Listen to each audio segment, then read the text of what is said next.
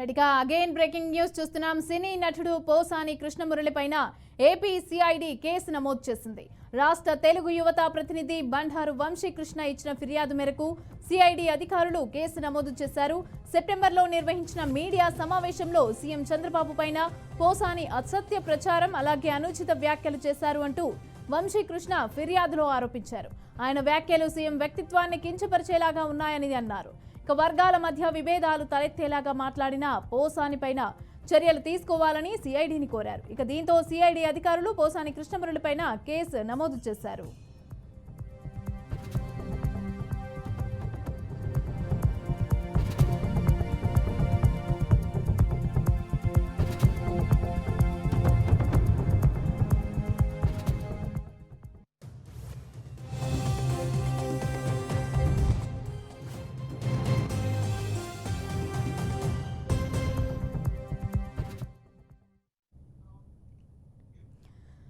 సినీ నటుడు పోసాని కృష్ణమురళి పైన AP CID అయితే కేసు నమోదు చేసింది. రాష్ట్ర తెలుగు యువత ప్రతినిధి బండారు వంశీకృష్ణ ఇచ్చిన ఫిర్యాదు మేరకు అయితే సిఐడి అధికారులు అయితే కేసు నమోదు చేశారు. అయితే దీనికి సంబంధించిన పూర్తి డీటెయిల్స్ మా ప్రతినిధి సాంబశివరావు అందిస్తారు. సాంబశివరావు, చెప్పండి. పోసాని పైన చర్యలు తీసుకోవాలని చెప్పి వంశీకృష్ణ అయితే ఫిర్యాదు ఇచ్చినట్టుగా తెలుస్తోంది. సిఐడి అధికారులు కూడా దీన్ని కేసు ఫైల్ చేసినట్టుగా తెలుస్తోంది. దీనికి సంబంధించిన డీటెయిల్స్ ఏంటి?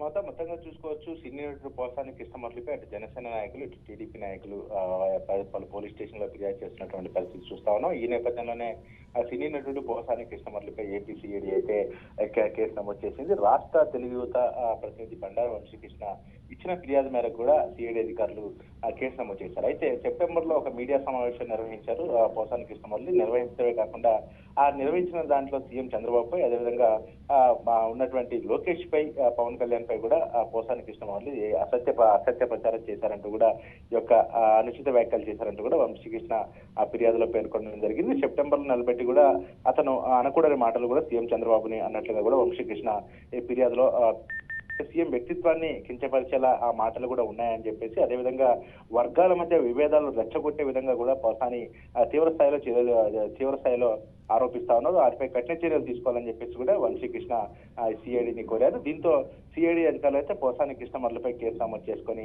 ప్రస్తుతం అయితే దర్యాప్తు చేస్తున్నటువంటి పరిస్థితి ఉంది. అయితే ఎప్పుడు కూడా పోసాని కృష్ణమురళి గత కొంతకాలంగా కూడా వైసీపీకి అనుకూలంగా ఉంటారు. అదే గతంలో కూడా వైసీపీ ప్రభుత్వం ఉన్నప్పుడు పవన్ కళ్యాణ్ పై తీవ్ర స్థాయిలో వ్యాఖ్యలు చేసినటువంటి విషయం తెలిసిందే. ఆ నేపథ్యంలో చంద్రబాబు పై కానీ, అదేవిధంగా లోకేష్ పై కానీ తీవ్ర స్థాయిలో అతను వ్యాఖ్యలు చేశారు. అయితే గత కొంతకాలంగా కూడా ఈ పోసాని కృష్ణమురళి ఎప్పుడైతే కూటమి ప్రభుత్వం వచ్చిన తర్వాత కూడా కామ్ అయిపోయారు. మరి ఈ నేపథ్యంలో సెప్టెంబర్ నెలలో ఒక మీడియా సమావేశం కూడా నిర్వహించి ఆ తర్వాత కూటమి ప్రభుత్వం వచ్చిన తర్వాత, గత ప్రభుత్వంలో ఏ విధంగా అయితే పోసాని కృష్ణమురళి ప్రవర్తించారో అదే తరహాలో కూటమి ప్రభుత్వం వచ్చిన తర్వాత కూడా పోసాని కృష్ణమురళి అతను వ్యక్తిత్వాన్ని కించపరిచే విధంగా మాట్లాడుతున్నారంటూ వైసీపీ, జనసేన, టీడీపీ నాయకులు అయితే తీవ్ర స్థాయిలో మండిపడుతున్నటువంటి పరిస్థితి. ఎందుకంటే ఇష్టానుసారంగా ఎవరికి వాళ్ళు మీడియా సమావేశం పెట్టడం, అదేవిధంగా సోషల్ మీడియాలో అసత్య ప్రచారాలు చేయడం, సోషల్ మీడియాలో ఇష్టానుసారంగా కుటుంబ వ్యక్తుల్ని కించపరిచేలా మాట్లాడడం, వ్యక్తిత్వాన్ని కించపరిచేలా మాట్లాడడం, వర్గాల మధ్య విభేదాలు రెచ్చగొట్టే విధంగా మాట్లాడటం చేస్తా ఉన్నారు. అది ఒక సినీ నటుడు ఏంటి Posani Krishna Murali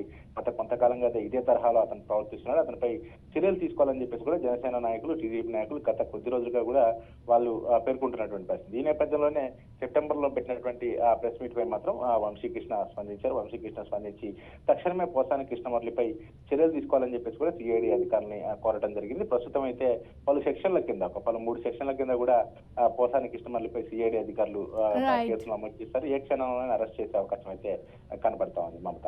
right, thank you Sambasivarao. Thanks for the updates.